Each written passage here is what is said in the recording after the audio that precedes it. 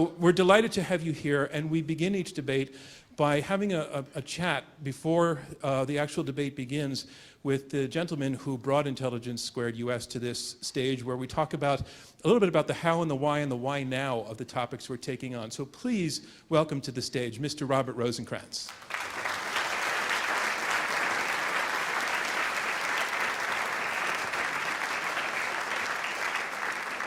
Hi, Bob.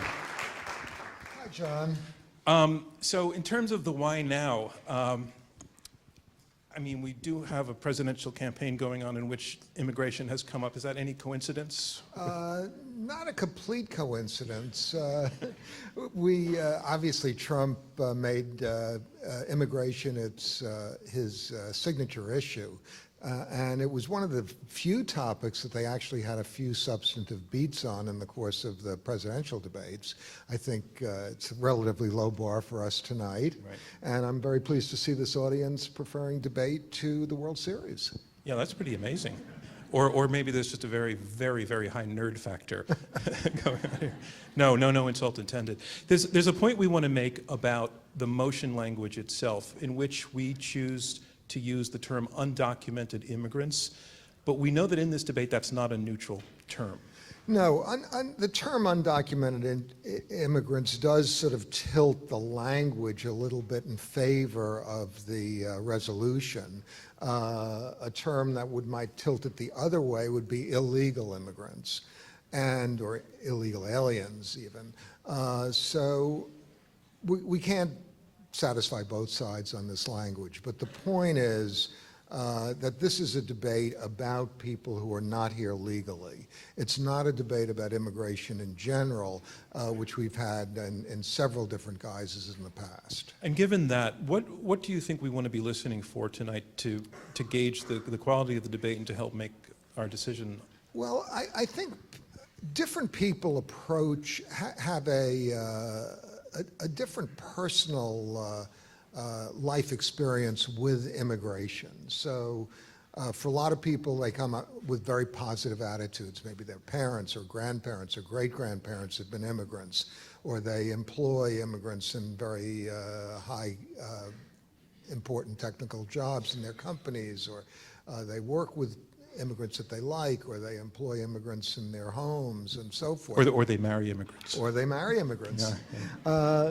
And on the other hand, there are people who have very negative experiences, people whose community... They marry immigrants. No, I'm kidding. I'm totally kidding. No. Totally Cut that bit out. It's all been bliss. But there are obviously people who live in communities that have been overrun with crime, where they've been sending their kids to schools where Spanish is maybe the prime language and it used to be English, where they're competing for low-skilled jobs with a large number of immigrants, and they feel that their wages are being held lower. So different people have different life experiences with immigration. And I think the thing to do tonight, hopefully, is to set those life experiences aside, because this is a very complicated issue. There are moral dimensions on both sides. There are economic dimensions on both sides. There are a lot of interplay of complicated facts, and I hope people will be open-minded and here to be informed and persuaded. And in the end, they all get to vote. They certainly do. Okay, thanks very much, Bob, and let's welcome our debaters to the stage. Thank you.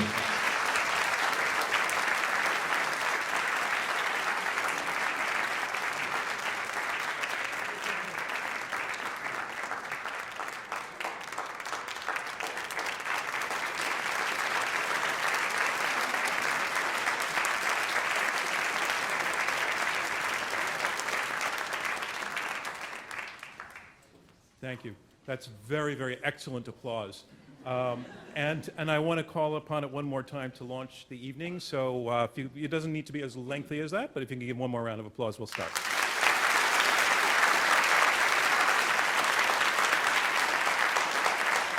In 2016, one of the candidates for president hit a nerve when he said, "I'm going to build a wall."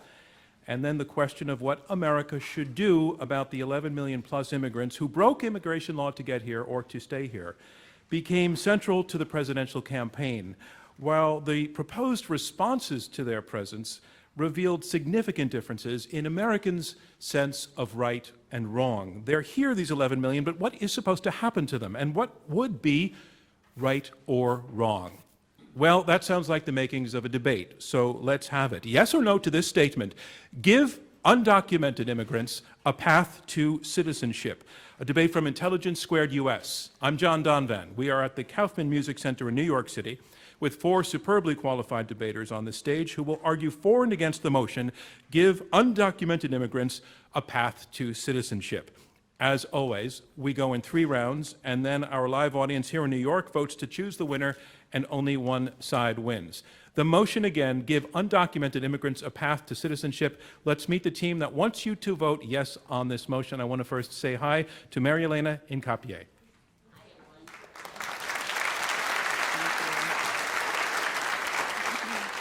And Mary Elena, you're executive director of the National Immigration Law Center. You started there back in 2000. Oh, I'm sorry, I missed a stage. I'm going to go back and I'll reintroduce you in a minute. Everyone pretend that the last 47 seconds didn't happen. Thank you. The thing is, I want to have you vote now on the motion. So go to the keypad at your seat. Go to the keypad at your seat and take a look at the motion: give undocumented immigrants a path to citizenship. If you agree with this motion as you come in off the street, push number 1. If you disagree with it, push number 2. And if you're undecided, push number 3. And you can ignore the other keys, they're not live. If you press the wrong button, just correct yourself and the system will lock in your last vote.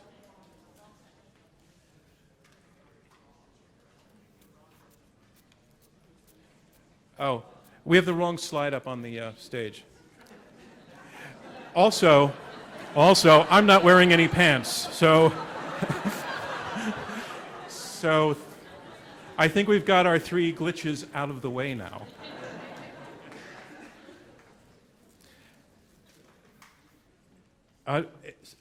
Does anybody need help with the motion? Because I'm happy to read it out. One more time. Give undocumented immigrants a path to citizenship. Vote 1 if you agree, 2 if you disagree, and 3 if you're undecided. And it looks, I'm getting eye contact from everyone, so I'm assuming you're good. Anybody need more time? Or want to admit that they need more time? No? Okay, thank you for your patience. We did an order shift that hasn't burned into my brain yet on this. So we're going to go back to where we were before, and I'm going to back up and introduce Mary Elena, and you're going to pretend that that never happened, and you're going to be fresh and eager to welcome her. Our motion is give undocumented immigrants a path to citizenship. Let's meet the team arguing to get you to vote yes on this motion. Please, I'm going to say hi to Mary Elena Incapié. Hi.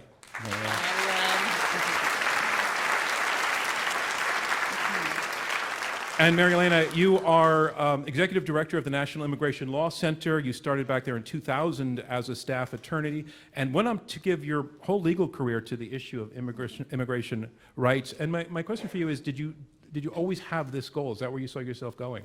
No, I actually started thinking that I wanted to be a DEA agent. And after graduating from college, went back to Rhode Island, where I grew up, and really found that being in the immigrant community, that was my life's calling. And so that's what I've dedicated my life to. Okay, and you'll be arguing that side tonight. And can you tell us, please, who your partner is? Yes, my partner is the amazing, smart, and witty Angela Kelly, who is also a dear friend and colleague. Ladies and gentlemen, Angie Kelly.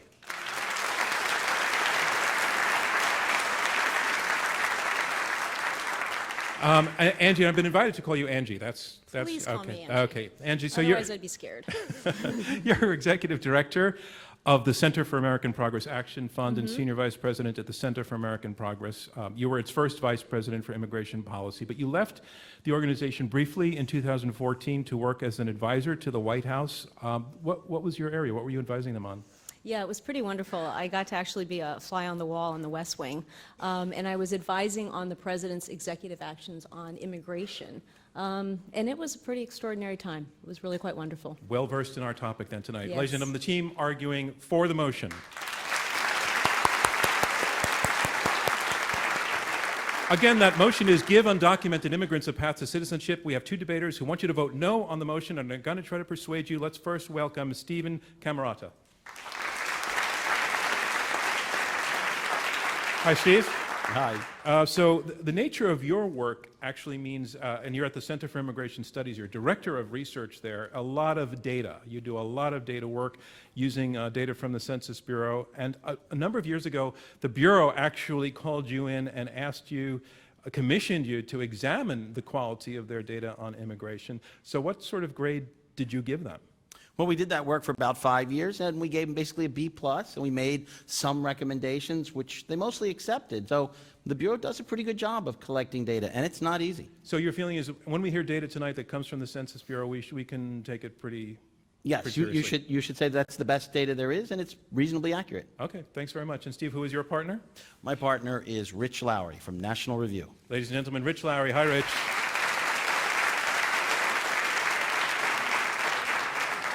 So, as just pointed out, you are the editor of the National Review. You were handpicked 20 years ago, nearly 20 years ago, by William F. Buckley Jr. to lead the magazine. And all this year, the magazine has taken a very, very, very strong stand against a gentleman named Donald Trump. You put against Trump on your cover back in January, but when it comes to immigration, there is some overlap between the magazine's views and his. What is it, like 50%, 70%? It's a little hard to say with precision because Donald Trump changes the details up so often. But I agree 100% with the sentiment that in this area and in every other, we should be putting the national interest first. Okay, the team arguing against the motion, give undocumented immigrants a path to citizenship.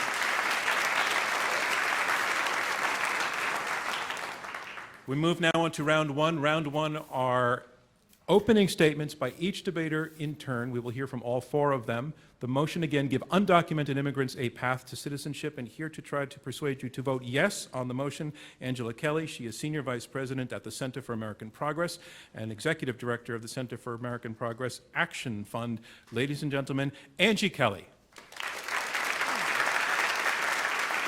Thank you. Thank you very much for the introduction and the opportunity to address and affirm the resolution to give undocumented immigrants a path to citizenship. As a daughter of immigrants who came to this country with few resources but with big dreams, it is an honor to be on this stage and to talk about this topic. The issue hardly needs introduction. In this painfully long presidential race, the candidates have discussed the 11 million. Donald Trump has said he would aggressively deport them and their 5 million U.S. citizen children. And Secretary Clinton has said that she supports a path to citizenship for those who meet certain qualifications. So the candidates have talked about it, and the American people have thought about it. Recent polls from the New York Times, Washington Post, CNN, Gallup, even Fox, finds that between 72 and 88% of Americans back either citizenship or legalization for the undocumented over deportation. But tonight, you guys get to decide. What's the right choice for the country? So what I'm going to do is to address 3 questions that I think are really important for you all to understand the context of the resolution and the implications of your decision. The first is, who are the undocumented? The next is, why are they undocumented? And finally, what are the options for the undocumented? My dear friend and partner, Maria Elena, is going to discuss the benefits for all Americans for a path to citizenship. So let's get started with the who. The undocumented are settled, long-time residents. In 2014, the average undocumented adult had lived in the United States for 13.5 years. If they have a U.S. citizen child, they have lived here for 15 years. So these aren't accidental tourists. They're not folks who decide to spend an extra day at Disney. They are home. And so when people say, send them home, they're missing the point. This is their home. They're settled, and like many of us, they live in families. Nearly 3/4 have children, and 2/3 have a spouse or a sibling here in the U.S. Undocumented immigrants overwhelmingly live in a family, but they don't live with just each other. They live in mixed status families. So it's really common to have an undocumented father, a green card holder mom, a teenage son who's undocumented but qualified for a temporary deferral from deportation, and a U.S. citizen child. About 17 million of us live in families that are like that. So aside from being in families, about 7 million of the undocumented are workers. That's about 5% of our workforce. They own homes. According to the Institute for Taxation and Economic Policy, 1 in 3 undocumented families owns their own home, and they pay taxes, like all of us. They pay sales tax, they pay property tax, and many pay income tax. In fact, estimates are that local and state governments net about $11.6 billion a year from undocumented workers. So they live with families, they have children, they work, they pay taxes, and they own their homes. That's the who. The question that I get the most often, though, in talking about the undocumented is why? Why are they just not getting in line and getting their green card? I have one relative who insists that there is a window at the post office, that if they just went there, that they could get a green card. And I have to have Thanksgiving with this person soon, and I just can't convince her that there is no line, right? Everybody's got someone like that at the Thanksgiving table. Love them. So the U.S. immigration system is insanely complex, and it hasn't been updated in any meaningful way since 1990. So to understand how out of sync the system is, you just need to remember one number, and that's 5,000, because that's how many visas there are for workers, like the person who drove me to the airport this morning, or the person who's going to clean up after us after we all leave. So there's 5,000 legal channels, and that's it, for people who work in our hotels, in our restaurants, for the people who took care of my daughters when they were young, for the people who take care of my grandmother today. So while we might not be able to agree on what the number is, we can surely agree that our modern economy can't possibly be satisfied by laws that haven't been amended for 25 years. Okay, beyond there not being legal channels for workers, there's other obstacles. There's other limitations that are especially difficult for families. The visa backlogs stretch for years, and I mean years. So we are now issuing visas to the adult unmarried sons and daughters of U.S. citizens from Mexico who filed for their visa in 1995. That's how long people are having to wait. And so if you're outside the U.S., you can't come visit, because if you're trying to get a permanent visa, they won't give you a temporary one. Beyond the long waiting time, our laws say that if you've been in the U.S. illegally for longer than 6 months, you're subject to a penalty, that you can't get legal status for 10 years. So the ironic thing is that we have a lot of undocumented people who have a qualifying family member who could petition for them, but this bar will kick in if they leave the U.S. to get their visa. They won't be able to come back in for 10 years. What do? They stay. So that's the question. The last question is, what are the options? There's 4, but I think there's just one solution. So we can do nothing and be okay with 11 million people living without status, spend $17 billion a year enforcing laws that don't work, knowing that folks are getting exploited, and know that it hurts us, right? Because people don't come forward and report a crime. They don't come forward and report bad working conditions. Their inability to live free of fear is bad for us. We could aggressively deport them, and we could imagine what that would be like, to go to schools and churches and ferret people out. Not the America we want to live in. We could give them something short of citizenship. We could just have them work here and never be able to belong. And that would undermine the fabric of our nation and lead to continued exploitation. The last, most realistic, defensible option is tonight's resolution: a path to citizenship for those who qualify, clear background checks, they'll pay fees, they'll learn English, and they will be the best Americans that we could have. Thank you very much. Thank you, Angie Kelly. The resolution is Give Undocumented Immigrants a Path to Citizenship. And here to try to persuade you to vote no on the resolution, Rich Lowry, editor of the National Review. Please welcome Rich Lowry. Thank you, everyone, and thanks to Intelligence Squared for hosting this event, and to our counterparts for what will be a spirited debate tonight. As John mentioned at the outset, National Review earlier this year published an entire issue of our magazine devoted to attacking Donald Trump. Now, I know most of you probably would have expected Donald Trump to receive this issue with his usual sense of grace and calm equilibrium. It wasn't so. He didn't take it well. He lashed out, and it was right around this time that Trump infamously said that he could stand in the middle of Fifth Avenue, shoot someone dead, and his poll numbers would go up. And that's when the all-staff memo went out at National Review for everyone to avoid Fifth Avenue until further notice. And actually, Steve and I, we are considering some Trump-like tactics tonight. We are considering demanding that our counterparts be subjected to drug tests before being allowed on stage. We are thinking about interjecting the word wrong randomly throughout the entire evening. We are even considering stalking menacingly behind them when they spoke. It actually, to be honest, I really would have preferred to have Alec Baldwin as my debate partner tonight rather than Steve. But in all seriousness, we're delighted to be here, and we do want to engage, obviously, in the substance of this resolution. And we should just be clear at the outset what this debate is about. It isn't about whether there are illegal immigrants in this country who are exemplary people and have moving stories. There are. It isn't about whether illegal immigrants come to this country and overwhelmingly work. They do. It isn't about whether we should give an amnesty or legalization to so-called dreamers who came here or were brought here illegally at a very young age.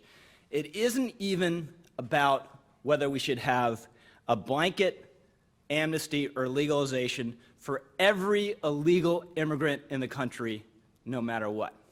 No. You can agree with every single one of those positions and still not support giving illegal immigrants the most prized possession in the world, one that tens of millions of law-abiding people all around the world covet, which is United States citizenship. That's how radical our opponent's position is tonight. I submit to you that even if you disagree with Steve and I on some of the policy, you can still reject this resolution. I would go further. I would say even if you think Steve and I are heartless bastards, or, to coin a phrase, bad hombres, you can still reject this resolution. It is our position that we should oppose all radicalism on this issue. We should reject the radicalism of Donald Trump, who has absurdly talked of mass deportation, and we should reject this resolution, which is manifestly unfair to all the people who, like suckers, play by the rules of our immigration system. People who wait years to come here legally. People who come here on a work or a tourist visa, and when it expires, actually go home. Remember, this resolution has been tried before. In 1986, we had an amnesty and a pathway to citizenship for 3 million illegal immigrants in this country. That was supposed to solve the problem. It actually made it worse. We have 4 times as many illegal immigrants in this country now, and if this resolution were to become policy, we would have millions more. By the way, the evidence from 1986 on the ground suggests, as a practical matter, even for most illegal immigrants, this resolution goes too far. In 1986, illegal immigrants were happy to take the amnesty or the legalization, but most of them, at the end of the day, didn't take the incredibly generous offer of citizenship. So what's the better policy option here? It's very simple. It's enforcement. Now, we don't need to build a wall, even a big, beautiful wall, but we do need to do more on the border, and very importantly, we need to do more to stop employers from hiring cheap, illegal labor that creates a jobs magnet to come here. If it's harder to work here illegally, fewer people will come and fewer people will stay, and then we can finally get an immigration system that will serve the interest of our workers first, who are natives and also, by the way, legal immigrants. Now, Steve will go into more detail about the very real fiscal and economic costs of this resolution, but suffice it to say, if you care about income inequality, if you care about stagnant wages, you should oppose this resolution. And let me just leave you with one last thought. We are a big, generous country, but our citizenship is precious.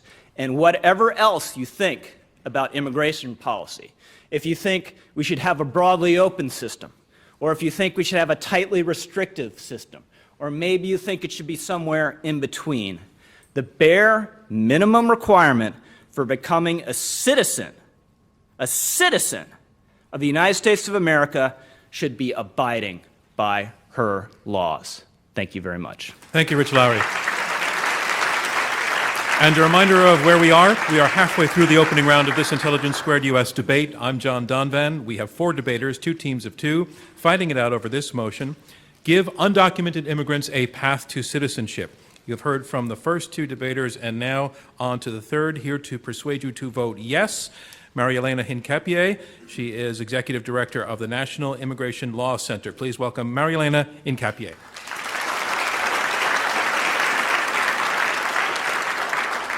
Thank you, John. Good evening, and thank you for the opportunity to argue for this motion tonight. I'm an immigrant from Colombia, a proud naturalized U.S. citizen, and I'll be voting on November 8th. I firmly believe in the promise of America, a promise which my parents, Arturo and Teresa, believed in. They were textile workers. They had a 2nd and 5th grade education. They made the courageous and selfless decision to come to the United States.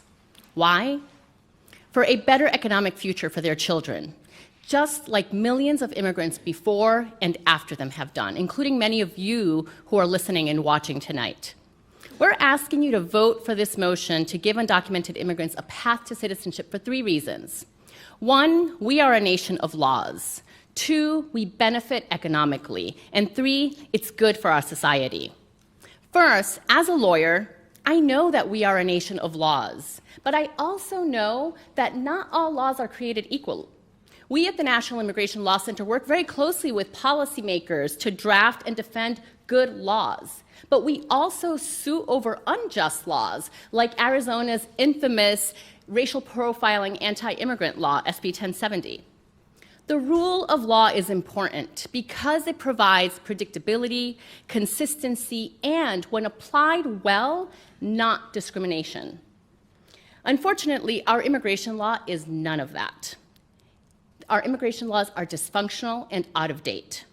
We elect Congress to represent our best interests, to solve the nation's most pressing issues, and to update those laws when it's necessary. Immigration is so important that it spans political walls. Most Americans agree with Angie and me that the status quo on immigration is unacceptable and that a path to citizenship is the way to go. But Congress has failed to act in the last 25 years. Instead, we have a system which U.S. citizen children go to school not knowing whether they're going to see their mother or father at the end of the night. You have folks who, as Angie described, have lived here for decades, but they still don't know whether they're days, months, or years away from being deported. You even have people in Louisiana who can't marry the person they love simply because they lack the documents to do so. How many times have you heard people like our opponents say that undocumented immigrants, quote unquote, broke the law and therefore they should not be rewarded? Not only is this false, but it overlooks our own role and complicity in creating this dysfunctional system. Here's the thing. We've been sending confusing and hypocritical messages for the last quarter century. We hang a keep out sign on our border while our economy sends help wanted messages.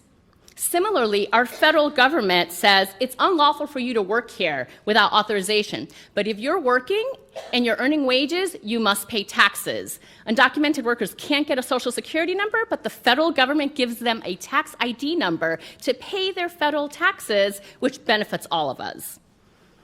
This is dysfunctional. What we need instead is predictability, consistency, and laws that can be applied in a non-discriminatory fashion. Congress must create a clear roadmap that shows restaurant workers, nurses, entrepreneurs, and all the citizens in waiting how to get into a line for citizenship, as well as to create a line for others. The second reason to vote for the motion is that the economic benefits are clear. The roadmap we create should focus on the contributions that people who are here are already making to our communities, economy, and society. At a practical level, it's good for our bottom line. Recent studies show that when young immigrants who have been able to get work authorization and temporary protection from deportation, like Martín Batalla Vidal, who is here tonight, we all benefit from that. They're able to more fully participate in society. They're able to buy big-ticket items like cars and homes. All of that helps our state coffers. People like Martin have been able to lift up their families, communities, and society as well. According to a recent survey, their wages have increased by 42%, and many of them are also investing in themselves by pursuing their educational dreams. The Congressional Budget Office in 2013 predicted that immigration reform would increase the GDP by 3.3% in 10 years. The greatest cost, perhaps, is that of unrealized potential. I'm talking about people like Chris Mercado, who is here tonight as well. He's an entrepreneur who dreams of using his technological expertise to address society's problems. Chris is a New Yorker. He's lived in Queens in the same house since he was age 6 when he arrived from the Philippines. He is an aspiring citizen and represents American innovation, yet there's no way, no line to get in, no paper to fill out for him to become a citizen of this country. Finally, creating a path to citizenship is good for our society. It's in line with our American values of fairness, equality, and dignity. It recognizes the 11 million undocumented immigrants for who they really are, Americans at heart and citizens in waiting. Our opponents want you to think of undocumented immigrants as outsiders, as others. You heard from Rich. They see citizenship as a prized possession. I would argue that such a viewpoint has led us down dangerous and exclusionary paths before. Our country has had plenty of experience excluding entire segments of our population. When we denied African Americans and women the right to vote, Congress acted. When there was rampant discrimination against African Americans, Congress acted and passed the Civil Rights Act. Your vote tonight is a message to Congress to act and provide a path to citizenship. Thank you. Thank you, Marielena Incapié. And the motion again, give undocumented immigrants a path to citizenship. And here to make his statement against the motion, Stephen Camarata. He is Director of Research at the Center for Immigration Studies. Here is Stephen Camarata.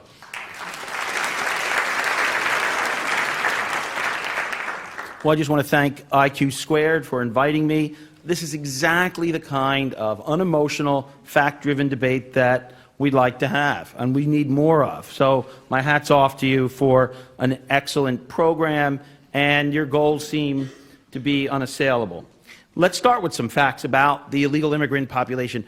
Rich talked a lot about general principles, rule of law. It repeats the mistakes of the past. I'm going to give you a little bit more information to help you think about this question. One of the most important facts we know about illegal immigrants is that on average they have about a 10th grade education. There are some less educated immigrants than that, illegal immigrants, and some are more, but on average that's what it is. The overwhelming majority have only a high school education or they didn't graduate high school. Actually, we think a majority didn't graduate high school in their home countries before they came. This tells us a lot. It tells us what their likely income is going to be in the modern American economy. It tells us, equally important, which Americans are going to be competing with illegal immigrants for jobs. Now, we think there are about 7-8 million illegal immigrants currently holding jobs in the United States, and the good news is the vast majority of Americans don't compete with them for jobs. They're at the very bottom of the labor market, on average, given their skills. But the problem is that it's the poorest Americans who do compete with them for jobs. Americans who getting out of prison, Americans with a disability, Americans who themselves didn't graduate high school. And that also includes a lot of less educated legal immigrants. My opponents tonight identify strongly with illegal immigrants, and I understand that, and I think that's some to their credit. But we also have to keep in mind the Americans, even if they're not well represented in this room, the roughly 13 million who don't have a high school education, who research shows compete directly with illegal immigrants. If we let every illegal immigrant stay, the job competition stays. Now you might say, well, they might not undercut the native-born anymore, but the bottom line is you still fundamentally increase the supply of labor precisely among the most vulnerable part of the labor market. Just to give you one statistic, of high school dropouts in the United States who are of working age, only 42% have a job right now. It's a historic low. Their real wages have declined. We don't have a shortage of people without a high school education, and they have done extremely poorly. Let me talk very briefly about the impact on taxpayers. Again, what we know is people who don't have a lot of education don't make a lot of money. They use a lot in services, including illegal immigrants. The National Academies of Science just released a study indicating that even if you project out 75 years, People who come to America with a high school degree or less are an enormous fiscal drain, on average about $150,000 during their lifetime. And an amnesty, a legalization, or citizenship will make immigrants eligible, illegal immigrants, for even more programs, likely increasing that. Legalization doesn't change the underlying demographics about educational attainment and the modern American economy. The total cost of letting all illegal immigrants stay and giving them citizenship is likely to be about $1 trillion to taxpayers. Now, it's true, illegal immigration does make the economy bigger. More people is a bigger economy. But there's no evidence it makes the native-born richer. What it mainly does, it benefits the illegal immigrants themselves, if all of them get to stay, and it tends to come at the expense of taxpayers and the poorest and most vulnerable American workers at the bottom end of the labor market. Now let me talk about something very briefly, and this is important. There's no administrative capacity to even process 10 million applications. Our immigration service just gave out citizenship to 900 criminal aliens. They were all due to be deported. But the system is so screwed up, the bureaucracy is so overwhelmed, they all got citizenship instead. When we had our last amnesty in '86, between 1/3 and 1/4 of the people who got it then did so fraudulently. Now, in the real world, any legislation that passes will be a massive undertaking, a huge giveaway to special interest. In 2013, the legislation that would have amnestied the illegal immigrants was longer than the New Testament, and it was filled with all kinds of special interest perks and giveaways.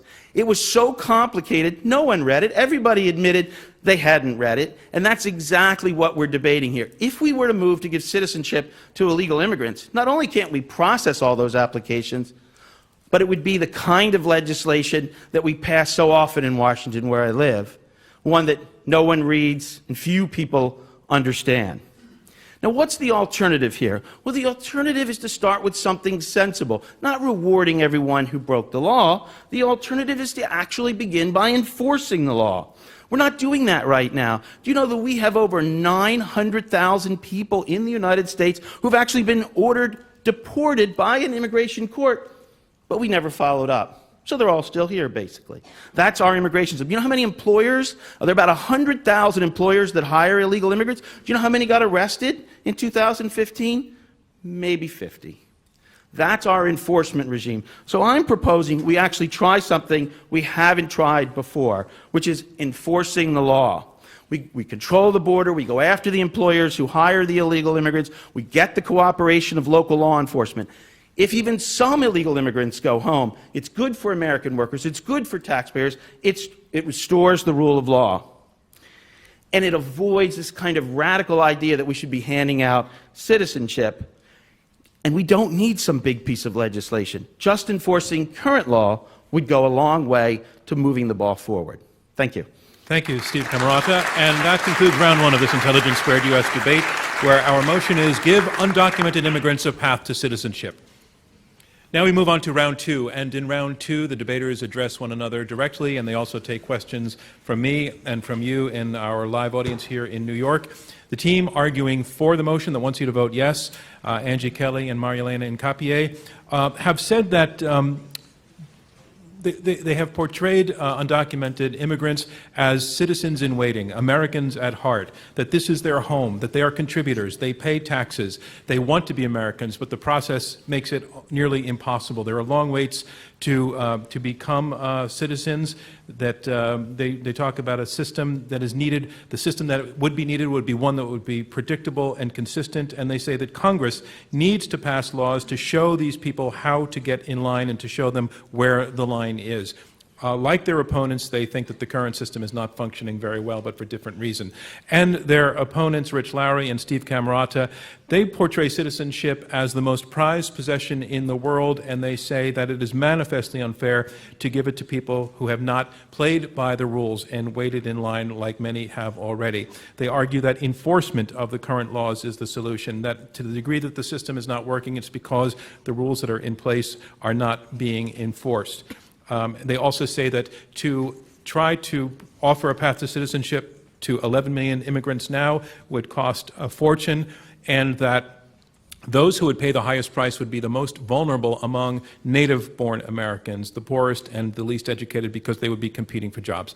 I want to go to the team that's arguing for you to vote yes, and bring to you your opponent's argument that it's just basically unfair to those who play by the rules already to let others kind of skip to the head of the line. And it's a coherent, cogent, quite clear argument, and I would like to know, I'll start with you, Angie Kelly. What's your response to that direct argument, that it's just not fair? Yeah, no, it's not fair to lots of folks because the laws haven't been updated, as I've said, for 25 years.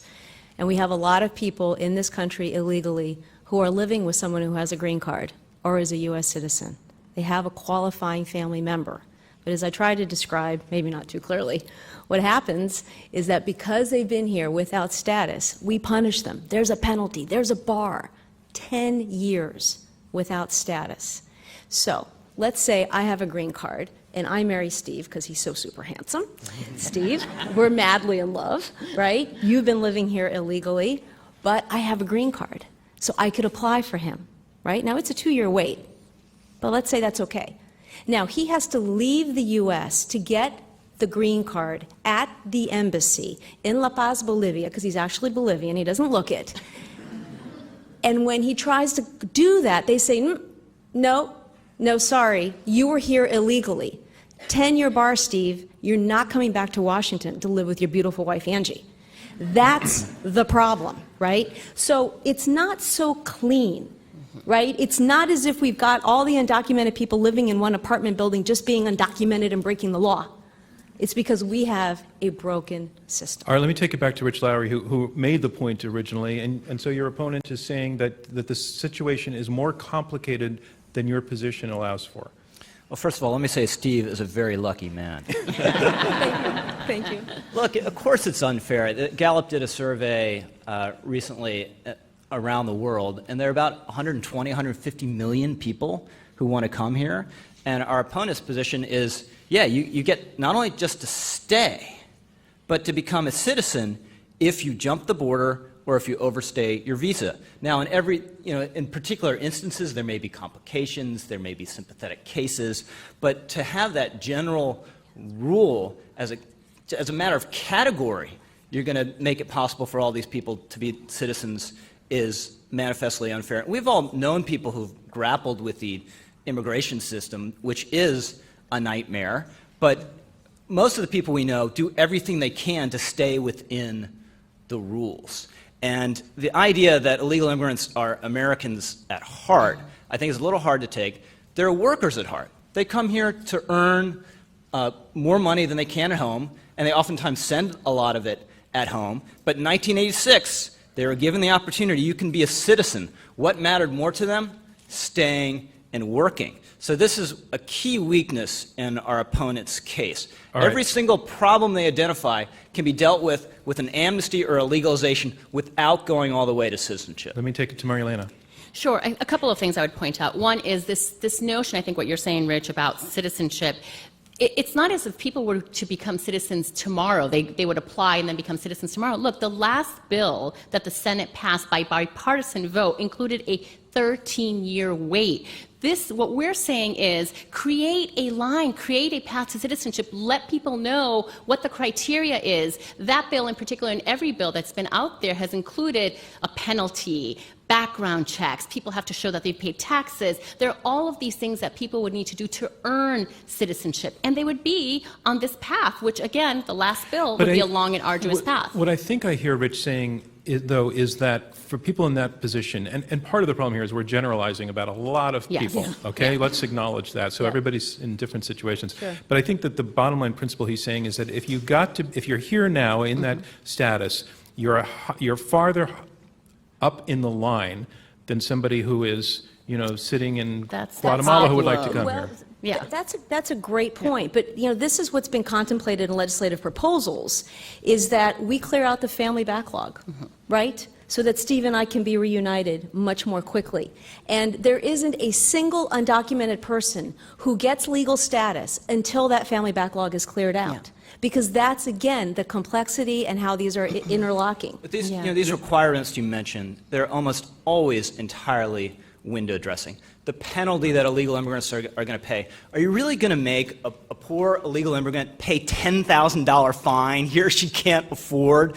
And, I couldn't pay a $10,000 learning fine. English. There's never a requirement they actually learn. They have to go to a class. I went to a lot of German classes. I don't speak a word of German. And the idea they have to pay back taxes when most of them don't earn enough to actually owe a federal income tax liability, in fact, are probably owed money by the federal government in the form of the subsidies we give low-income workers. All that is just boob bait for Bubba to kind of dress up this proposal and make it sound more appetizing. Let's when it isn't. let Angie respond.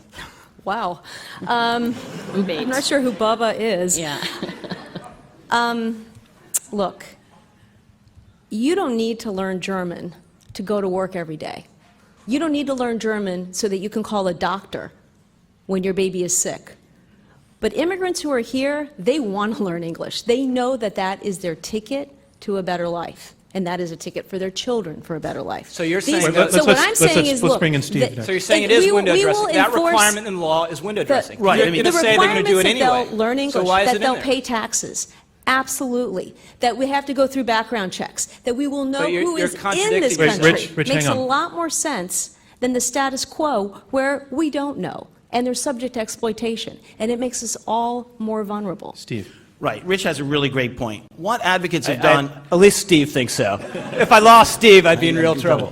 Look, the bottom line is, advocates for the amnesty have focus groups, and they know the public likes the idea of saying, hey, they're going to learn English. That's not something that is actually in the bill. It's something the advocates say it's in the bill. All you have to do is sign up for a class. They're going to pay taxes, and it's even implied they'll pay back taxes. As Rich said, given the income of illegal immigrants, they don't owe any. In fact, we'd probably have to pay them through the Earned Income Tax Credit. This is just the kind of thing that the bill actually put people on a path to citizenship. Some of them got it very quickly. Some of them had to wait a long time. And some of them would have gotten it much earlier than 13 years, but the talking point is 13 years. Remember, the bill, as I indicated, is this thick. It's got many more words in it than the New Testament. No one in this room, including myself, can read the whole thing and even understand it. And that's what we're talking about here. Okay, a bill that's impenetrable. So as Marielena. someone who has read that bill from first to end, Show off. let me just say a couple of things. Let me say a couple of things. This is not just about what the bills and all the various bills have been out there. This is about immigrants who are indeed paying. Look, the Institute for Taxation and Economic Policy, not an immigrant rights advocacy group, right, ITAP, talked about at the state and local level, immigrants are actually paying 50%, their 50% compliance. They pay more in income, 8% of their income, more than the top 1% in our country. So immigrants are indeed paying taxes at the federal, state, and local level. Every single bill, immigration bill that has been out there has excluded immigrants from having access to federal public benefits, even to Obamacare. This is the center of capitalism, and even under this administration, an undocumented person can't pay out of their pocket to have access to Obamacare. So this notion that immigrants are taking more from our country is not what the facts are saying. Which would like to respond? Steve? Look, there's a lot of research on this question. The government actually collects a survey, and it does identify the illegal immigrants. It's called the Survey of Income and Program Participation, and the fraction of those households receiving various forms of welfare benefits is extremely high. It's over 50%. That said, that high welfare use rate is not because the immigrants are all lazy, and it's not because the illegal immigrants all came to get welfare. Rather, as I indicated, it reflects their educational attainment, income, family size. That's what causes it. If you decide to let every illegal immigrant stay, you have to understand that given the education, there's an enormous cost for taxpayers. This is, And- reminds and- me, just one really quick thing Sure. on the benefits. Again, facts really matter.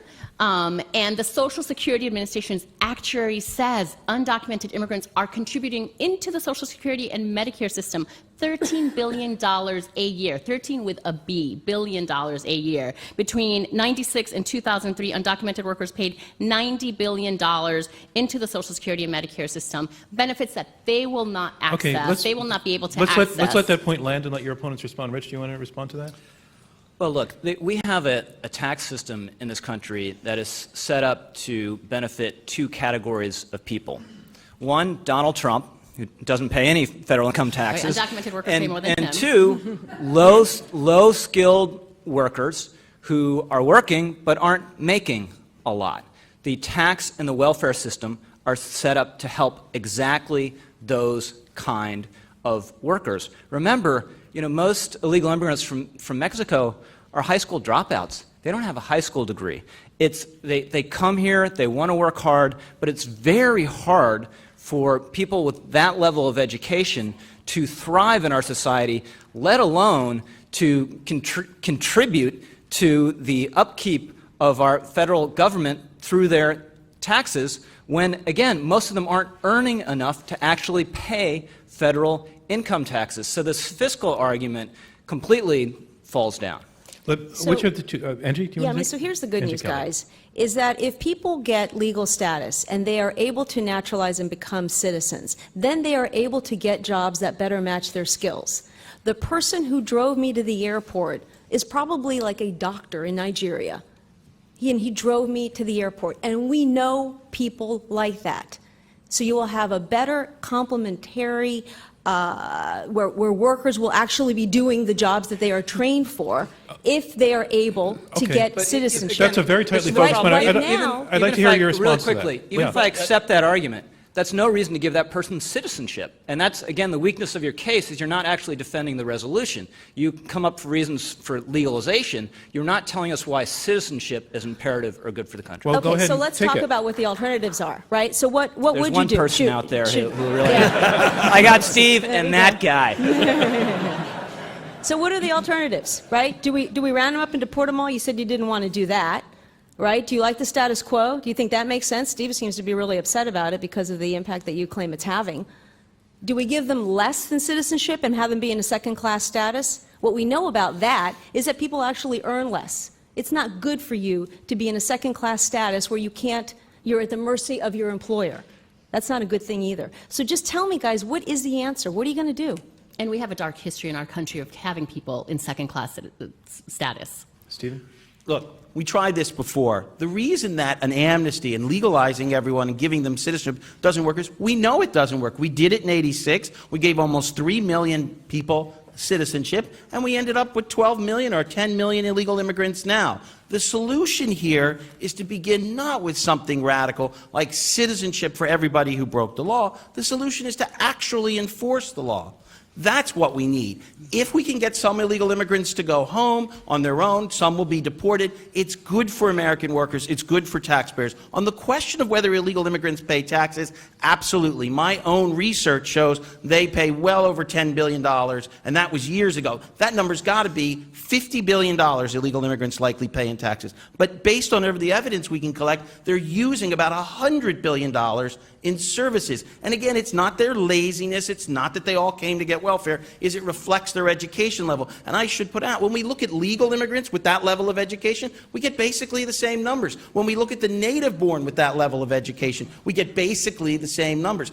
Legalization doesn't solve the problem for taxpayers. Okay. We know that for sure. Let the let- record show, no, when I Sorry. asked why we needed citizenship, she asked, oh, are you going to deport everyone? And the only argument for citizenship that I can discern is there might be some small hypothetical wage benefit to the illegal immigrants themselves. But again, every single problem they are surfacing and pointing to can be dealt with a policy short of citizenship. Might be a policy that Steve and I disagree with, but short of This team citizenship. now gets two turns in a row because Okay, thank you. Enjoy. I wanted first, to Dora. go to the issue that Steve mentioned in your opening, Steve, about the alternative being enforcing our laws.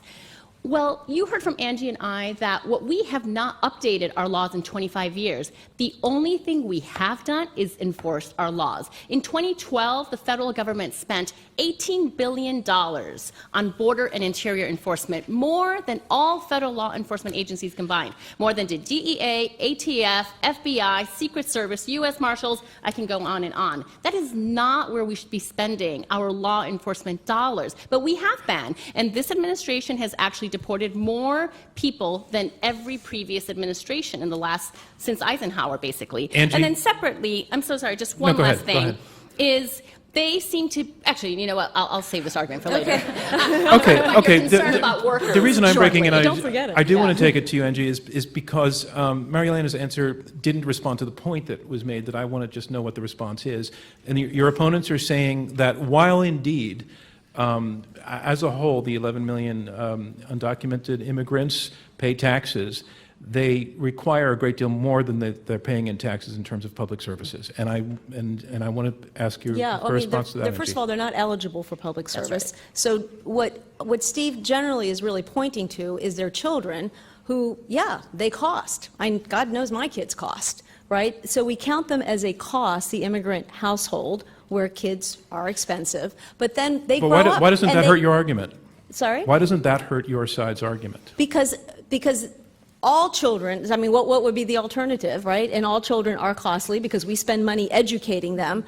The parents are not eligible for any benefits. We're investing in the kids. Who are U.S. citizens. Who are U.S. citizens. And then when the kids grow up, guess what? They do well. They earn money, right? And so you have to look at the ledger on both sides. That's one. Two. Give me another second Sure. here, because they keep pointing. No, take it. They keep pointing to the 1986 law known as IRCA, right? And what IRCA said, this is signed by Ronald Reagan, and it gave legal status, eventual citizenship for those who took it, for people who had been here since 1982. The law was passed in 1986. You already had 4 years of people who were here that weren't even eligible. And it set up something called employer sanctions, where employers had to start asking you for a document, which you guys still have to do, right? When you go to a job that you've been accepted for, you have to fill out a 9-9 form. But what the law didn't contemplate is that people will continue to come. That was the failing.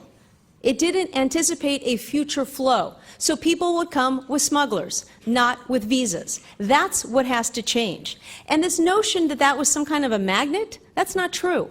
There was a lot of research done after IRCA passed. The numbers of illegal crossings actually initially went down. Okay, Angie, I'm going to break in. I'm going to break in because you've made out. some good points. I want to let your opponents respond. Kids do Steve cost Conroy. money, but the bottom line is, with the children of illegal immigrants, an enormous fraction get all the food assistance program, are enrolled in Medicaid. The family is allowed to live in public houses in many cases, and they do get cash benefits on behalf of their U.S.-born children. In the survey research, they admit this. They don't even realize that that's an issue. Many immigrants do not get those things. The reason that illegal immigrants are so costly is because of their educational attainment and resulting income. That's the bottom line. Here's the take-home point. If you're a native-born person who doesn't have a high school education, you too are a fiscal drain. But it's your birthright to stay here. When we're talking about illegal immigrants, that's a very different question. And to Rich's point, even if you want them all to stay, does that mean they all have to get citizenship? One of the things to think about even illegalization is programs like the EITC, the Earned Income Tax Credit, and the Additional Child Tax Credit. Our two biggest cash programs, illegal immigrants right now can't get them. Once legalized, the previous bill that we just talked about that supposedly barred folks clearly made them eligible, and that's in the tens of billions. That program is pushing $100 billion, those two programs, together in total cost. That's a very big deal, and that's an added cost we get from legalization. Okay. Marielena, I want to go to audience questions in a moment, but one other point that your opponents brought up in their opening was that it's the most vulnerable native-born Americans who are vulnerable, Yep. who would be hurt by a mass amnesty Yep. or path to citizenship. What about that? Yeah. So listen, I am all for ensuring that our labor laws are enforced, that we increase minimum wage. I mean, if our opponents are so concerned about native-born workers and documented immigrant workers, we should be increasing minimum wage, providing a living wage, making sure that workers have the right to organize unions and have collective bargaining, right? It is all of the different tools we have as a country to lift the floor for everyone. This argument by opponents all the time, including Jeff Sessions, who appears to be the best advocate for U.S. workers when it comes to immigration, constantly being against the raising of the minimum wage. That is what will make a difference. If employers knew that they were not going to be held accountable, if employers knew that they would be held accountable and would have to pay and be penalized for violating discrimination laws, for violating overtime laws, minimum wage laws, they would not hire undocumented workers. Can I just address this quickly? The problem with the minimum wage, certainly at the level the left wants to go to with a $15 minimum wage is at the margins, you are discouraging employers from hiring people. So these are people trying to get their first foot on the ladder of economic success in this country, and you're cutting it out from some margin of them. I'm open to the idea we should subsidize low-wage workers in this country, but you can do it through the program Steve mentioned earlier, the EITC, which is a subsidy for work and doesn't actually cut anyone off from entry-level jobs. And just very quickly on the deportation numbers, because this is a very important point. These numbers are bandied about that President Obama is the chief deporter in American history. They are manifestly nonsense. They're based on an accounting gimmick. Even President Obama has admitted as much when he was getting hit by advocacy groups on this. He said, you know what, those numbers are misleading, because it used to be that people were stopped at the border, turned around, sent back to their native country, and they weren't counted as deportations.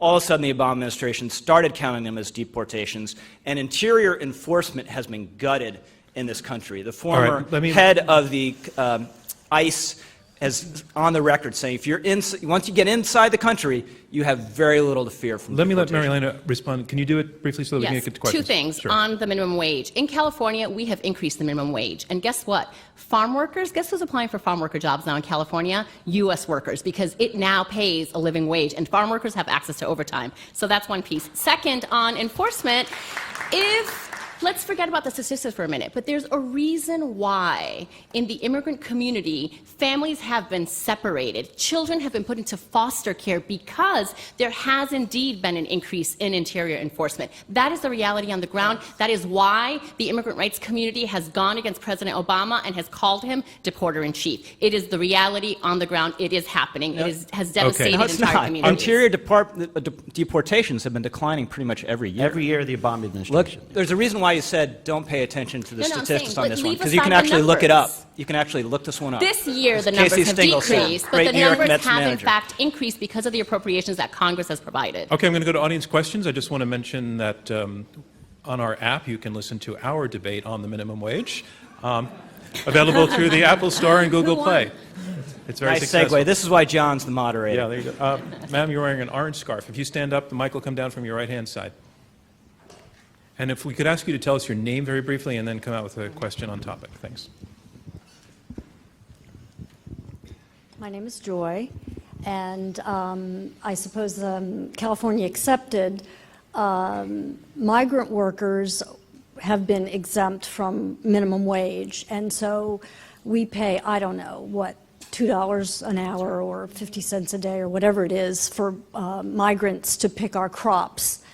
And if we don't have illegal immigrants who hold these jobs, who is going to provide us with food that we're growing? Thank you. Very well phrased question, and let's take it to the side that's arguing yes on the motion.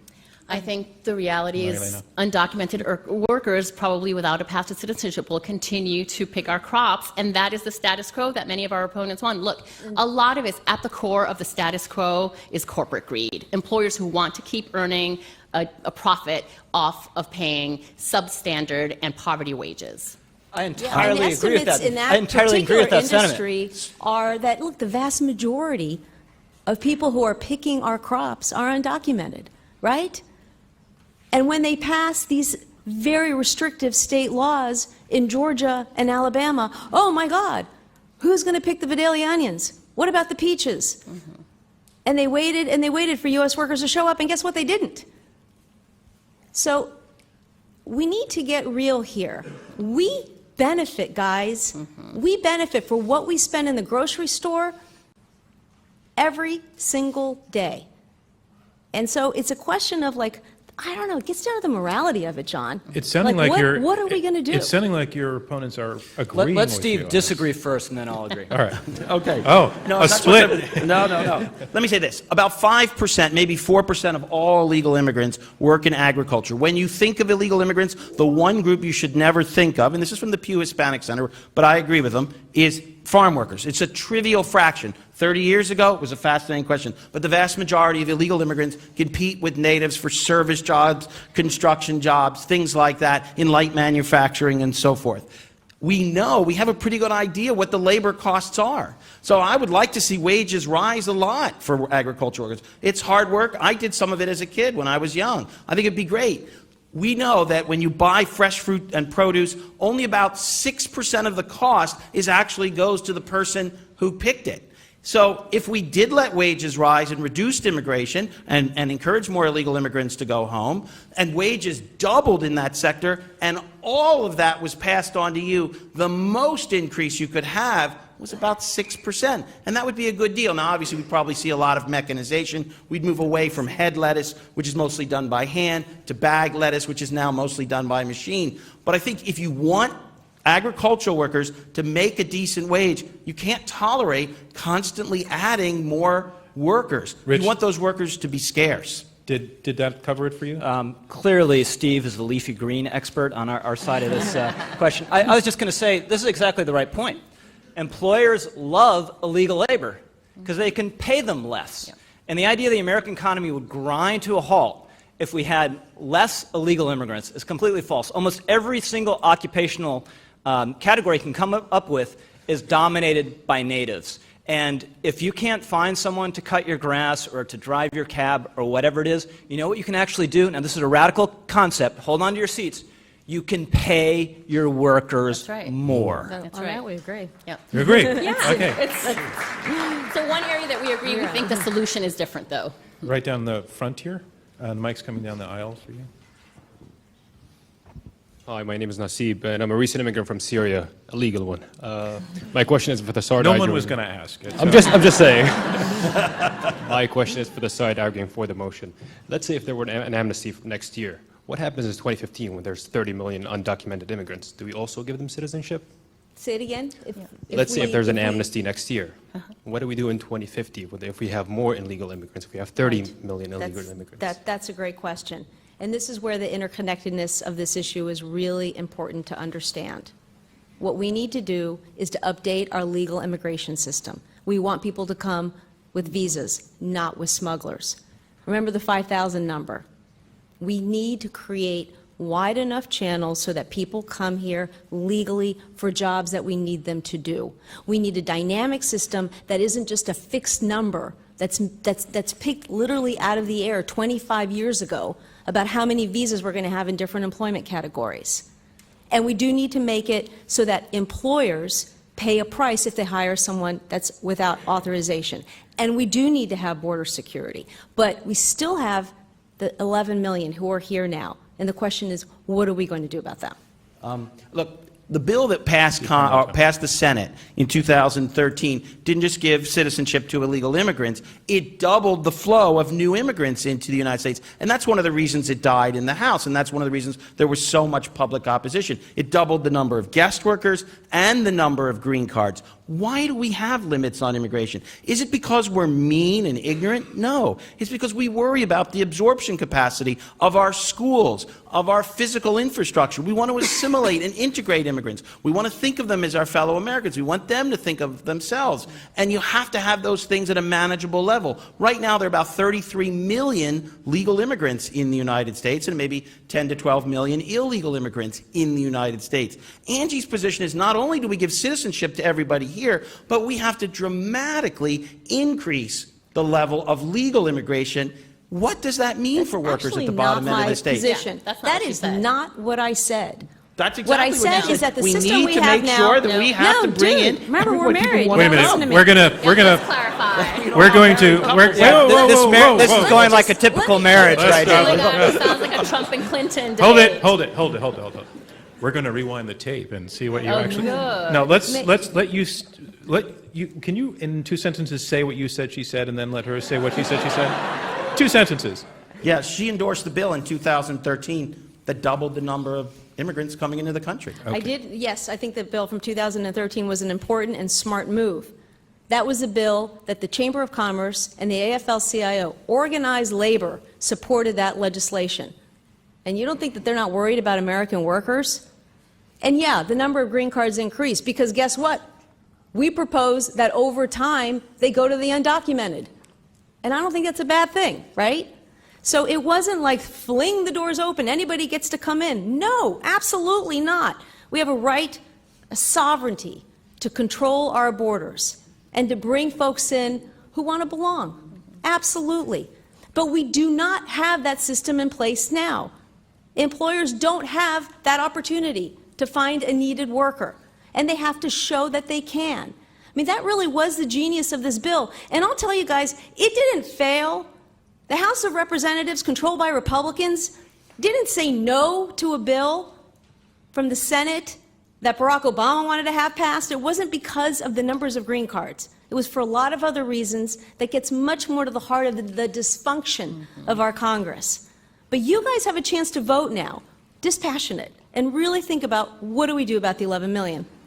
Rich. So, first of all, I have to dissent with my colleague in how he handled this exchange. Clearly, the right answer in this circumstance is always, honey, you're right.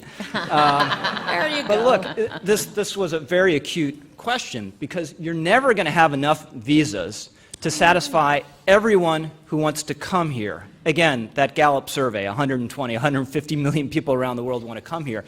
And the U.S. job market, no matter what, is always going to be more alluring than the job market in Mexico or Guatemala or Honduras. And there'll always be employers. And by the way, the Chamber of Commerce does not care that much about American workers. I'm shocked I have to tell you that. No, but the there will always be does. employers who want to go the cheaper, more exploitative route. So there will always be illegal immigrants. And what we know from experience, a functional answer to this question, which you didn't really answer, is that when more illegal immigrants will come here, you'll say they're Americans at heart, they've been here for a month, they've been here for 3 months, they've been for a year, they must stay, they must get amnesty, and they must get citizenship. That's why this cycle never ends, it's wrong, and this resolution should fail.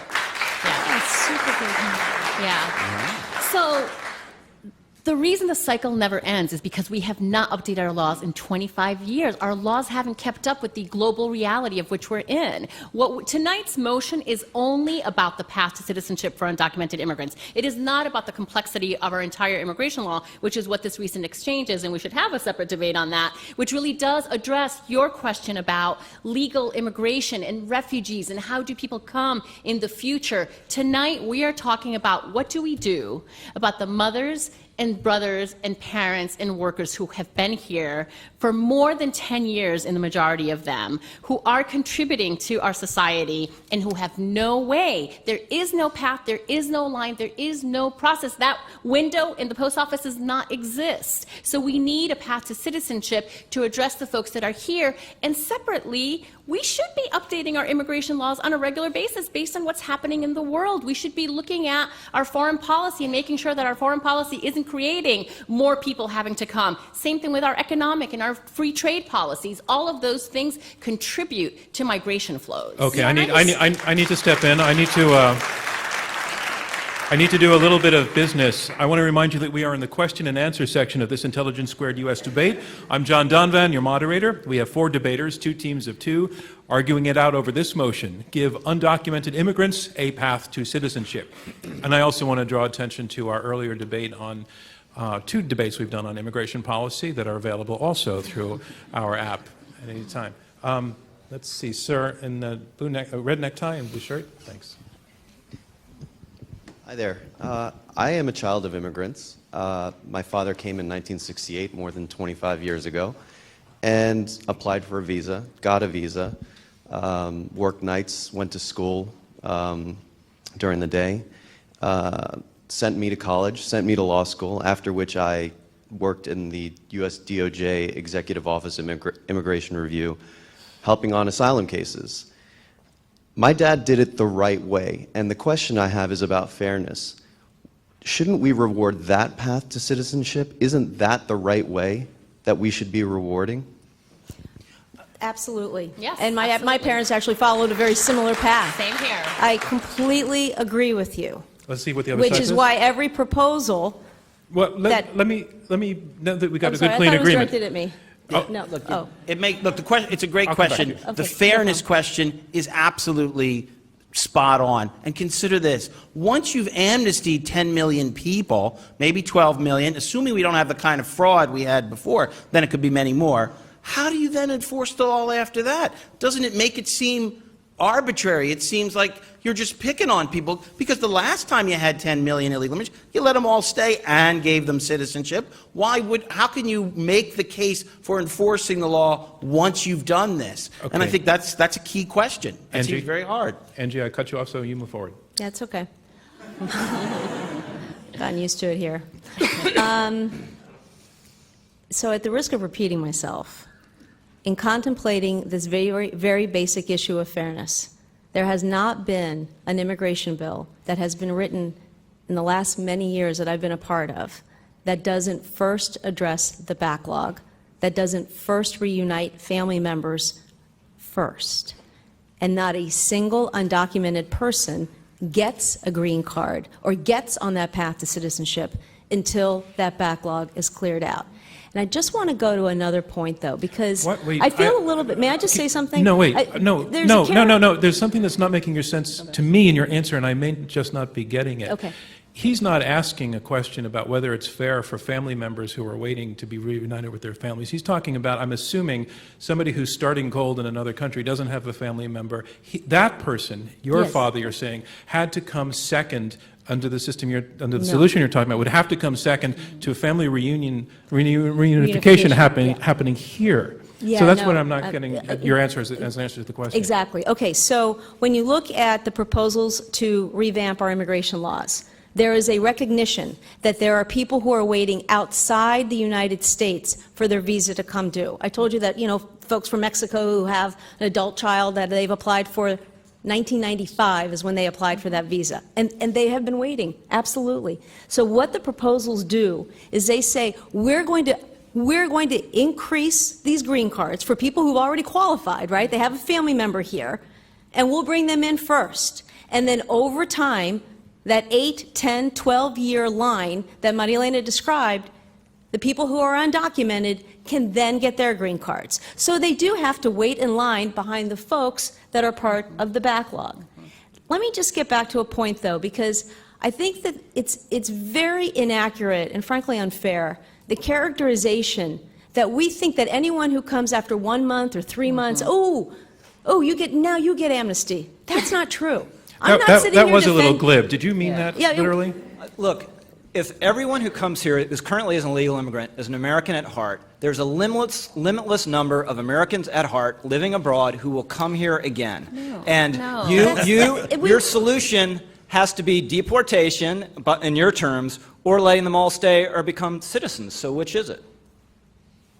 They should get on a path to citizenship. So But you're here's- making my point. Every new person who comes, every new illegal immigrant that comes is American at heart, will get a job, will get embedded very quickly in a community, and can stay No, I'm sorry. and become I'm a sorry. citizen. I misunderstood. I am not saying that everybody who comes to this country without status, illegally, is going to be able to get on a path to citizenship. What we've described are people who have been here for many years. People who are committed to this country. They'll show a work history, they'll show that they've been paying taxes, they'll show that they're learning English. Just because, so what do you do? Wait, Rich, let her finish. Let me finish. Take 15 more Just because seconds, a person says, yeah, I'd like to go to the U.S. one day, that doesn't mean that they're going to pick up and move, right? I'd love to go to Paris, but I'm not going to pick up and move there. I don't want to live with the French people. Hope nobody in the audience is French. I don't Okay, want Rich anybody Lowry. But really quickly, it's an exaggeration. It's to make people. Got it. So please, this gentleman asked the question: new illegal immigrants are going to come unless we establish some utopian system that will never exist, where no one violates the law and comes here illegally. What are you going to do with those people? People who want to come to this country, who have a qualifying family member, people who want to come to this country who have an employer who can show that they have an opening for that person that they're qualified for, then But you're not absolutely, answering- those you people won't should answer come the to question. but a rigid The question's system. not been answered, John. I agree. You haven't answered the question. He's talking about, and that's not because I'm on anybody's side. I'm just on the side of questions being answered. And to I me, feel a little bit like this is what Mitt Romney used to do in the debates. It's like, this is so unfair. The moderator, please. But you haven't answered the question. but as I New understand, illegal as I understand the immigrants, question, I'm not hearing your answer addressing it. As I understand his question is, if in the future there is a very large number of immigrants coming in who then establish themselves in relatively similarly to the same status of the 11+ million we're talking about now, what are you going to do about those?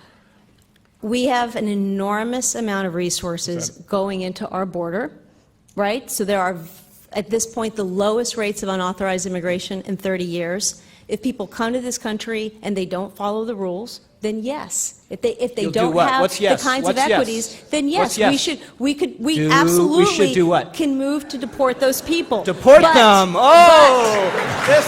How could this happen? No, you're being. She you're- wants to deport look, illegal we are immigrants. talking about the 11 million who are in the country right now. We are So- talking about the 11 million who are in And the we are country not right now. talking Right. about people Future. coming in But the they can future. all stay. The people who will Even- come in the future will have to come with legal visas. We have a much tighter border now, and absolutely at the point of hire, where a person has to show that they are here legally. And we go after that employer who goes ahead and hires that person. We have an electronic verification system, which I know Steve supports. That makes a lot of sense, but it has to be combined with legal visas and wide channels, enough for people to come to this country, and we have to deal with the people who are here. So what Andrew is saying is that the situation does not have to repeat. It does not have to be 1986 all over again. We can. We're talking about one group of 11 million immigrants now, and once their status is resolved, reform would keep the problem you're talking about from repeating itself, So and that does not seem implausible. Rich I Lowry. take her sincerity and earnestness as given. But we've had this experience in 1986 when we were supposed to have a system of enforcement. It never worked. It was never truly implemented. We have a new population of illegal immigrants, and the solution is to do exactly what we did in 1986. Inevitably, as this gentleman points out, there will be more illegal immigrants who come, the population will build, and then how can we deport 500,000 people? That's so mean. How could we deport I a just million? want Let me- to say It one will thing. be It's very exactly quick. the same. It's very quick. I'll give you 15 seconds because I Right. want to hear from Marilyn. Okay. We actually did what Angie wants to do. In 1990, we doubled the number of green cards. It used to be about 500,000 a year. Now it's over 1 million. So we not only legalized everything, we doubled green cards, and we still ended up with 12 million. Marilena. So listen, 1986 included employer sanctions. They were not enforced, completely agree, but they were employee sanctions. What we saw was, rather than a raid by INS going after the employer, the raid resulted in the workers being deported and the employer got off scot-free. What we didn't do in 1986, and what we must do, is actually labor law enforcement. Look, when an employer knows that they are going to have to pay overtime and minimum wage and comply with workers' compensation laws and sexual discrimination, anti-sexual discrimination laws, etc., they will stop hiring and exploiting undocumented workers. We do not enforce our labor laws. That is really what is truly needed, not simply deportation or this threat of sanctions against employers. We agree on enforcement at the point of employment. What we should do, though, is do that first, actually make it happen, because there have been false promises over and over again about this. Then the people who are most loosely connected, who came here relatively recently, and 2-3 million illegal immigrants have come during the Obama years, they'll leave.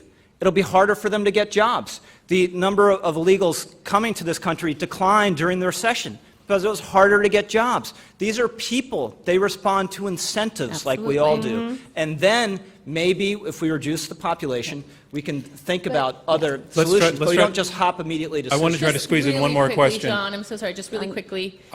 Very 10 seconds? quickly. Yeah. 12 seconds. You're talking about, you're pretending that these are undocumented workers are coming to take jobs. They are here. They're already in those jobs. So it's not that they're somehow going to leave on their own if we're enforcing laws. You need both. You need to both have undocumented workers have legal status and be able to enforce the labor and immigration laws. Okay. Sir, against the wall over there, and the mic's coming down the aisle for you. If you can stand up, thanks. Hello, my name is James. I just have a question about the question of fairness of the people currently waiting outside the country versus the people in the country. Let me ask you, will your question get us to a place that we haven't already been to, do you think? I hope so. Okay, let me hear it, but I might pass on it because we want to...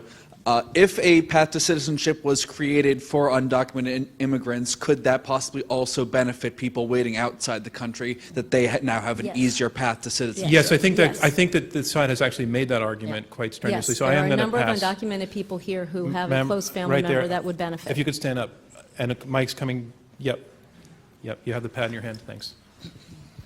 Thanks for the question anyway. Thanks. Hello, my name is Shirley, and I want to ask, you both mentioned that our immigration system is broken. So do you think that many of the immigration in this country right now gets the citizenship can stay here and continue to contribute the countries can help to build a more reasonable system, or as you mentioned, only a few of them get the citizenship and the others being sent home can help to build a more reasonable system. Thank you. Do you want to take it, Rich Larry? Can you summarize the question? I'll be honest, I didn't fully understand your question, and I was... John, can I try? I think yeah. Well, you know what? Don't read it. Just say it to me. I think that, do you think that more people get the citizenship can help to build a more reasonable immigration system, or just a few of them get the citizenship and the rest be sent home can help to build a more reasonable system? So, if I... I'll try. Okay, Can you sure. state the question, actually? Sure. As I thanks. understand the question Sure. is, basically it's a numbers question, right? There are 11 million undocumented immigrants here. If we legalize a large number of them, will that benefit the system? Or if it's only a small number and the rest get deported, would that be a better option? Is that your question? Yes. Great, thank you. Thanks, Mary Lynn. Sure. So listen. The immigrant among the panelists understands. So listen, it all comes down to criteria. We believe that we should come up with criteria to decide who is eligible, and undocumented workers would then have to come forward and prove that they're eligible, and that number, whoever is eligible based on the criteria that we have come up with. Now, we believe that is probably the majority of undocumented immigrants that are here, and not only will that make our system, our immigration system, more reasonable, but we believe that it will help our economy, it'll help our society, and frankly, we believe that that is part of the fairness. People have been here contributing and for waiting for 10, 20, 25 years without any way to become citizens. Response from the other side? The reason someone is here illegally is basically two reasons. Always remember this. Somebody either purposefully snuck across the U.S. border, that's called entrance without inspection, and we think that makes up 50 to 60% of the illegal immigrants, or they came on a long-term temporary visa, guest worker, foreign student, after promising at the consulate overseas that they would go home after a certain amount of time. They broke that promise and chose to stay in the United States. Now, they may have subsequently married someone, they may have gotten a job, they may have done lots of things. They certainly did put down roots. But the reason for that situation is their own behavior. Now, there might be an exception that you could think of, but all the research suggests that that's 98% of the illegal immigrants. They are responsible for their behavior. And that's why I think Rich has so emphasized, why would you reward them with citizenship, but Steve, even if you think... Steve, how is that an answer to her question? Because I think the sense of her question was, if things work out that with the current 11 million that most are deported or most stay, which would be the better scenario for the country? Oh, if we could encourage more people to go home of illegal immigrants, then that would be good for workers and taxpayers. It would be fair, and it would restore the rule of law. So it would be good for workers, good for taxpayers, the public fisc, and it would restore integrity to a system badly lacking in it. Just a very minor point. The way you're getting people to leave does not have to be deportation. Now, deportation is a legitimate tool of enforcement. Both sides apparently agree on this point. But if you make it harder to work here and to get a job, people will leave. There's been a lot of talk about how the levels of illegal immigration from Mexico now are sort of netting out to zero. Mm-hmm. People are still coming. But people are also leaving. People will leave. Okay, I want to give, on the last word on this is Mary Lena. Okay. People will not leave. That strategy, let me tell you, that strategy is called attrition through enforcement. Arizona, Utah, Indiana, Georgia, South Carolina, and Alabama all tried it. We at the National Immigration Law Center sued every single one of those states. It got struck down in federal court. People did not leave. They have roots in our communities. That approach has been deemed unconstitutional by our federal courts because the way it happens in reality is through racial profiling. The way it happens in reality is ripping apart families. And our main plaintiff in Arizona was a U.S. citizen of Spanish and Chinese descent. Steve's comments reminded me of something else, the profile of who is undocumented immigrants. They keep talking about the poor and uneducated, et cetera, et cetera. The majority of undocumented immigrants, and actually the growing number of undocumented immigrants, are from China and India, very, very well educated, who are overstaying their visas because they now have deep ties to our country and because of political and economic reasons in their home countries. And that concludes round two of this Intelligence Squared U.S. debate, where our motion is give undocumented immigrants a path to citizenship. And now we move on to round three. Round three is comprised of brief closing statements by each debater in turn. They will be 2 minutes each. Again, the motion, give undocumented immigrants a path to citizenship. Here making her closing statement in support of the motion, Marielena Hincapié, Executive Director of the National Immigration Law Center.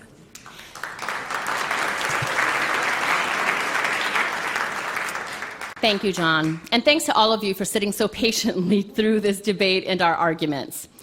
While you wouldn't know it from listening to the anti-immigrant, anti-refugee, anti-Muslim rhetoric during this presidential debate, this is an issue that does not matter whether you are a Republican, a Democrat, or an independent. It's an issue about people, about economic opportunities, and our values as Americans. Let me level with you, and several of you asked this question. My family and I also came to the United States with a green card. I could argue that we came in, quote unquote, the right way and be fine with closing the door behind us. But I'm also painfully aware that if my parents migrated today instead of the 1970s, I wouldn't be here with you. My siblings would not be teachers, biochemists, health professionals, or small business owners.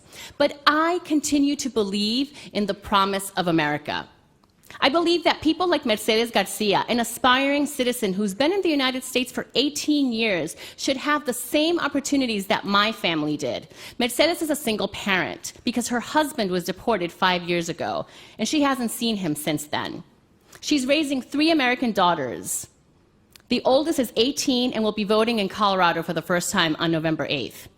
Mercedes is a registered nurse in Mexico and wants so much to contribute and give her skills to this country. When we've been on the right side of history, we've updated our laws to include people, not to exclude them. Tonight's debate boils down to this. The difference is Angie and I want Mercedes and her family to stay together. They want her citizen children to grow up without their parents or to also be deported.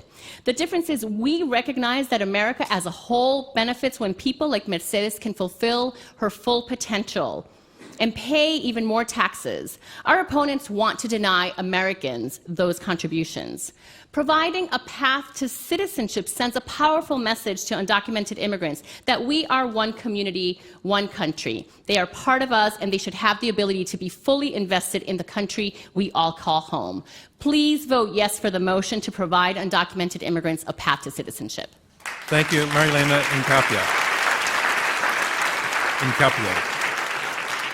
And here to persuade you to vote against the motion in his closing statement, Stephen Camarata, Director of Research at the Center for Immigration Studies.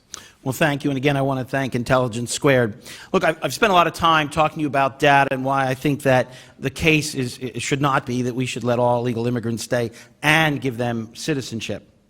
But instead, I'm going to tell you a quick story. It's a true story. I knew someone in this situation. I actually knew 2 people in this situation. Imagine 2 people came from India as guest workers to the United States. And these 2 people worked as guest workers for the 6 years that they were allowed. Now remember, before coming, they promised a consular officer that they would go home after 6 years. Both of them had girlfriends. Both of them wanted to stay. Who can blame them, right? But one said, well, look, I've given my word. I have to go home. I have to abide by the rules. And he went back to India. The other one didn't. He didn't get married. He just hung out with his girlfriend. He got a job. He delivered pizza. And the point is, he's still here. He's been here for a long time. He's had several girlfriends in that time period. Now, the thing about it is, if you buy the argument of our opponents, the right thing, the morally right thing to do is to allow the person who violated what he said he was going to do, the person who has consistently violated the law for about 8 years in this case, that person not only gets to stay, but he gets citizenship.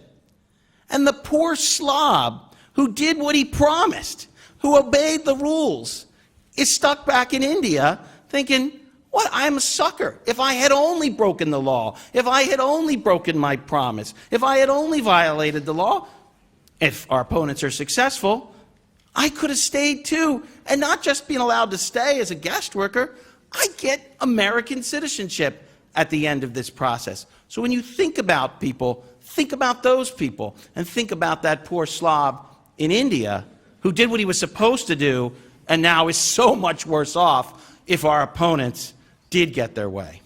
Thank you, Steve Camarota. The motion, Give Undocumented Immigrants a Path to Citizenship, and here making her closing statement in support of the motion, Angie Kelly, Senior Vice President at the Center for American Progress. Thank you. So I want to give a brief summary, I think, of what policy we've been talking about, and then I also want to get a little bit personal. So the good news is that we can do this, right? We don't have to choose between having border security or having unlimited number of people coming to this country and a path to citizenship. The best way is to enact reform that transforms what we all agree is a chaotic and broken system into an orderly and controlled one. If we combine enforcement at the border and at the workplace with legalization and citizenship, then we can actually have a sensible system that works for our country. The three legs of legal immigration, dealing sensibly with the 11 million, and robust security at the border and at place of employment will actually solve the problem. And it is a question of fairness, absolutely. People who've been waiting in line, absolutely. We should, if they still qualify, have them come to the United States, have them reunite with a family member, have them contribute. But it's also a question of fairness of the people who have been in this country because they didn't want to be apart from their loved one, because they had to send their kid here because of the violence in their country. And so what are we going to do with those folks? That's the question you have to answer today. It's the 11 million. So my husband's an ESL teacher, and he has a lot of immigrant students who've come here from Central America. And about a year ago, his student, who was a senior, Esteban, came into his classroom and started crying. And he said, I was sent to this country because I was being targeted for being in a gang. He wasn't in a gang, he was being targeted to join a gang. My father just got pulled out of our shop and was shot in the middle of the street. My father is murdered. So Esteban didn't know what to do except to keep on working and studying. And he did graduate, and he did go to college. And he did so because people surrounded him and said, this is someone that we want to invest in. So the question is, what are we going to do? Are we going to deport the Estebans, or are we going to invest in them and they'll contribute back? Angie, it's a I have fundamental to question stop of you. fairness, sorry. Well, why don't you put it in the last line? We'll edit out me talking over you if you can wrap it up It's right just a there. fundamental question of fairness all overall. Thank you, Angie Kelly.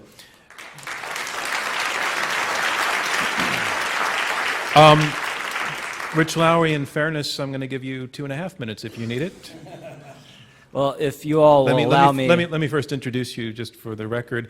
Here making his closing statement against the motion, give undocumented immigrants a path to citizenship. Here making his closing statement against the motion, here is Rich Lowry.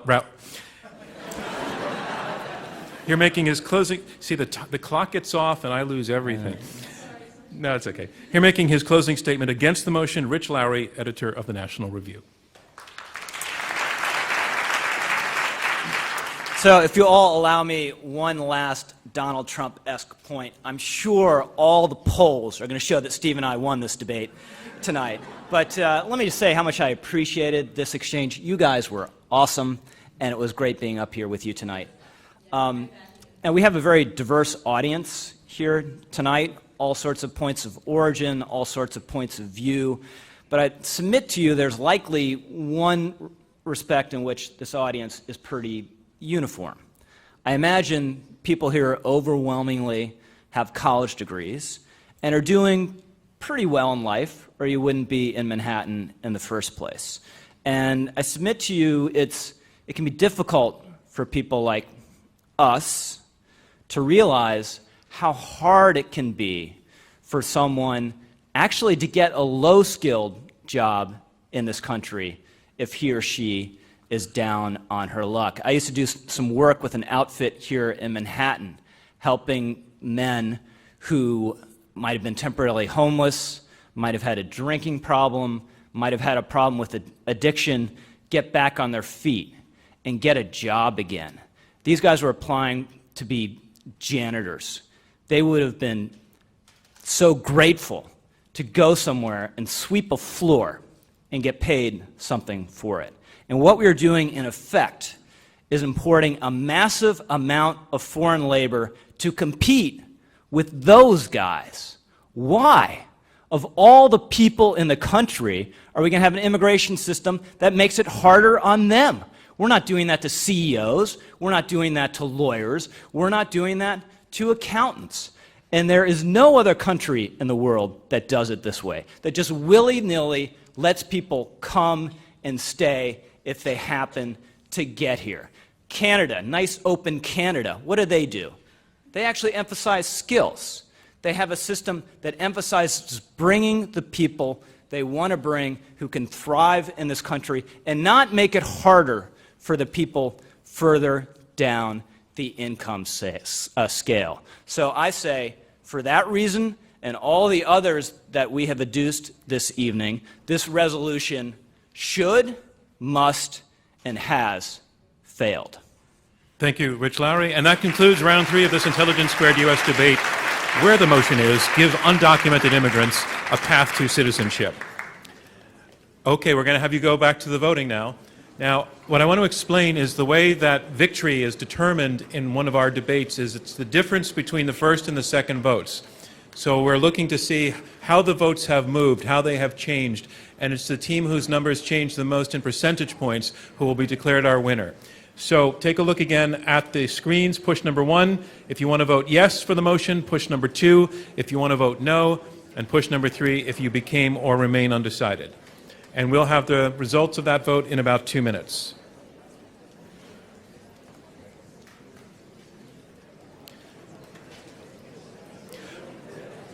Yeah, it happens a lot, yeah. Does anybody need more time for this? Is everybody done? All right. I'm going to, again, gauge by your eye contact that you're all looking at me for my fascinating comments, which are coming right now. Here's what I want to say. I said at the beginning what we aspire to at Intelligence Squared is just respectful but robust argumentation where the two sides bring facts and logic, but they bring a civility to it, but that doesn't mean it can't get tough. And in terms of what we aim for here, tonight may have been one of the best nights we've ever had. I want to congratulate all 4 of you for doing this. Really.